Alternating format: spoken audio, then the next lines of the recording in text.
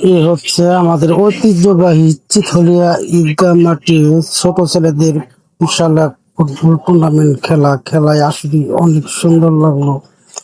আমার কাছে তো আসলে অনেক সুন্দর লেগেছে। আপনাদের কাছে কেমন লাগে? যদি খেলাটি ভালো লাগে অবশ্যই লাইক কমেন্ট করে অন্যকে দেখার সুযোগ করে দিবেন। ধন্যবাদ বন্ধুরা।